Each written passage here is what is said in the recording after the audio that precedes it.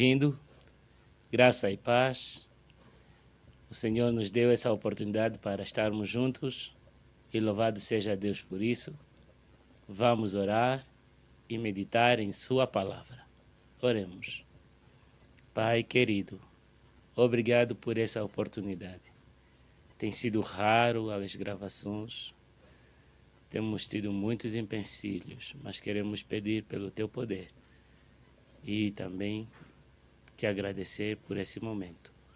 Dá-nos o Teu Espírito, inspira-nos, revela-nos e motiva-nos para uma vida especial, uma vida de coragem, uma vida fiel, uma vida que dê testemunho da Tua existência. Obrigado por tudo que o Senhor já fez, faz e fará. Nós rogamos ao Pai Celeste em nome de Jesus. Amém. A profecia de Elias, 14 de janeiro. Eis que eu vos enviarei o profeta Elias antes que venha o grande e terrível dia do Senhor. Ele converterá o coração dos pais aos filhos e o coração dos filhos aos pais, para que eu não venha e fira a terra com maldição. Profecia de Malaquias 4, versos 5 e 6. Os que devem preparar o caminho do Senhor, os que devem preparar o caminho para a vinda de Cristo, são representados pelo fiel Elias.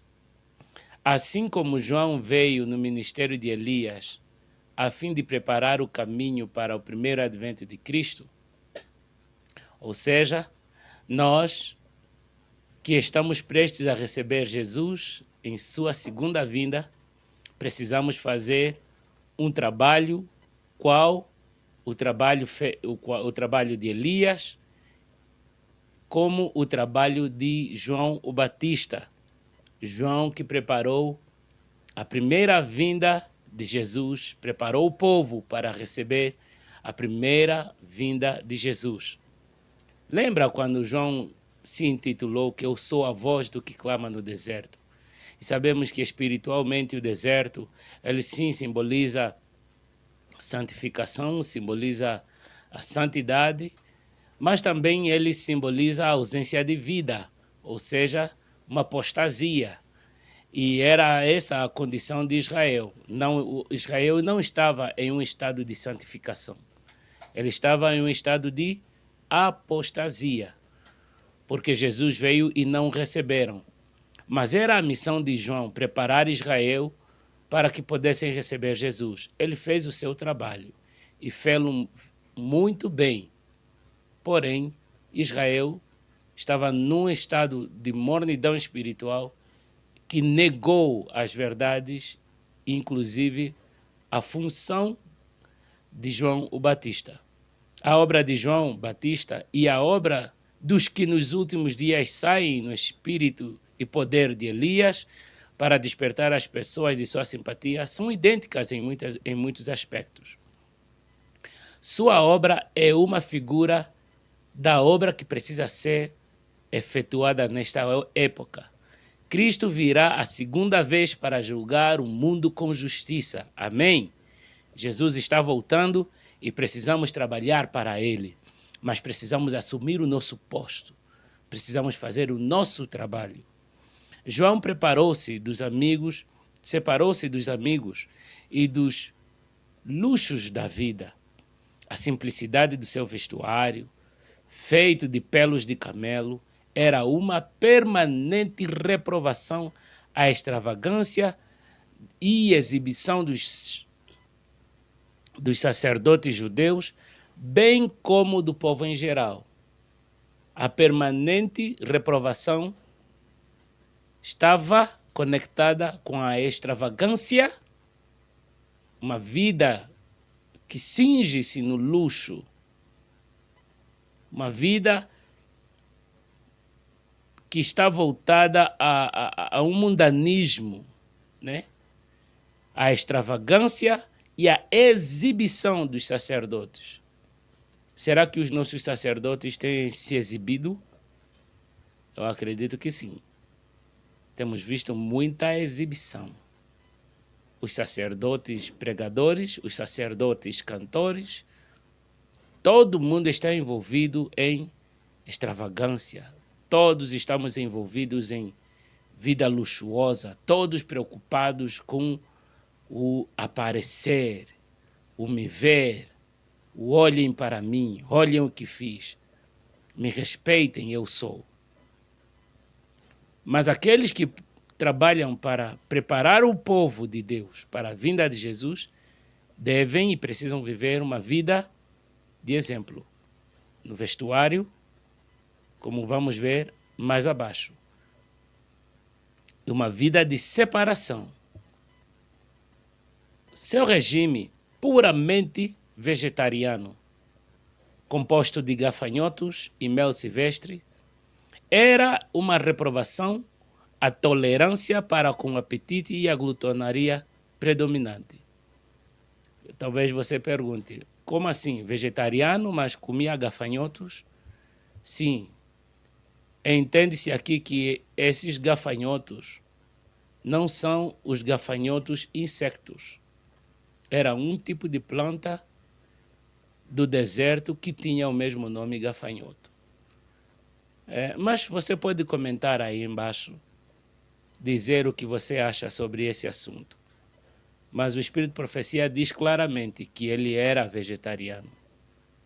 E isso era a reprovação à tolerância com o apetite e a glutonaria que era predominante por toda parte. Nos dias de Jesus, as pessoas já tinham o pecado da glutonaria. As pessoas já tinham o pecado da condescendência com o apetite. O grande assunto da reforma deve ser agitado e a mente do público ser estimulada. Ou seja, precisamos reformar nossa vida. Primeiro, adquirir da palavra de Deus novos conceitos de vida, novo estilo de vida, novos modos de vida. E a partir daí, destes novos conceitos, novos estilos, então estaremos verdadeiramente a viver o reavivamento real e a real reforma. Temperança em todas as coisas deve estar associada com a mensagem. Não é normal quando você ouve uma mensagem que te dá a permissão de comer tudo, beber tudo, vestir tudo. Não é. A mensagem de Jesus não está atrelada à liberalidade, se eu posso assim dizer. É o contrário.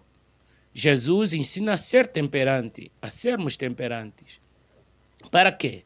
A fim de fazer voltar o povo de Deus de sua idolatria, glutonaria e extravagância no vestir e em outras coisas.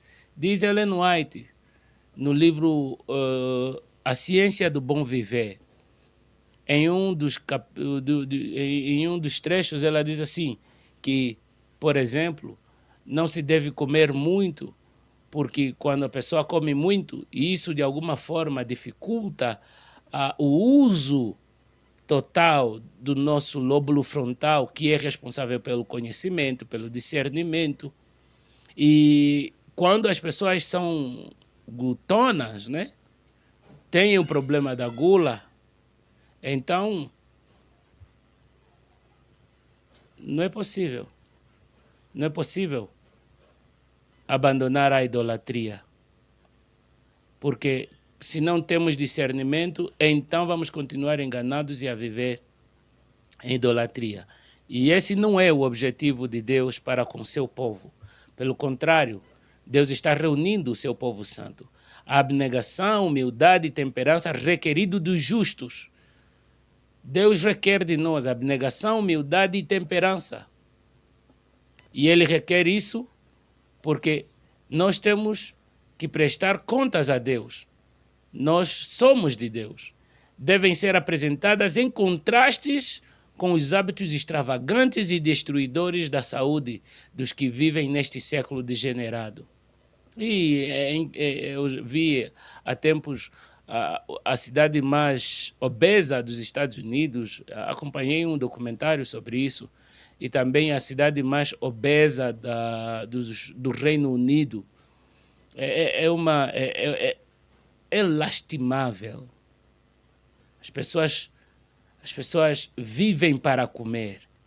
Em um único quarteirão, você pode encontrar mais de 3, 4 fast foods. São pessoas que não vivem felizes. Lá não existe pessoas estreitas, a menos que seja um turista. São todos obesos. É triste. E essas pessoas têm dificuldades de ter uma adoração plena. Porque a glutonaria é a própria deusa a ser venerada. Deus tem mostrado que a reforma da saúde está tão intimamente relacionada com a mensagem do terceiro anjo, como a mão está unida ao corpo. Isso está escrito no livro Testemunhos para a Igreja, o volume 3 e a página 62. A mensagem da reforma de saúde, ela é o braço direito da mensagem do terceiro anjo, aquela mensagem que diz assim: se alguém adorar a besta e receber o sinal em sua testa, também o tal reticências. Podes ir ler Apocalipse capítulo 14, o verso 6. É terrível essa mensagem. E precisamos estar prontos, porque da forma como foi profetizado, assim vai acontecer. Precisamos reformar nossa vida. Eu e você precisamos tomar sinceras decisões. Assim como João Batista, ao preparar um povo para o primeiro advento de Cristo, chamou-lhes a atenção para os 10 mandamentos, devemos dar, não com sonido incerto, a mensagem, mas com sonido certo: temei a Deus e dai-lhe glória, pois é vinda a hora do seu juízo.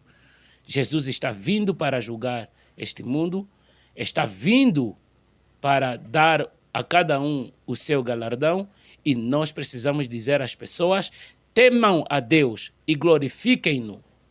Glorificar a Deus é quer comais, quer bebais, façais tudo para a honra e glória do nosso Senhor Jesus Cristo. 1 Coríntios 10, verso 31.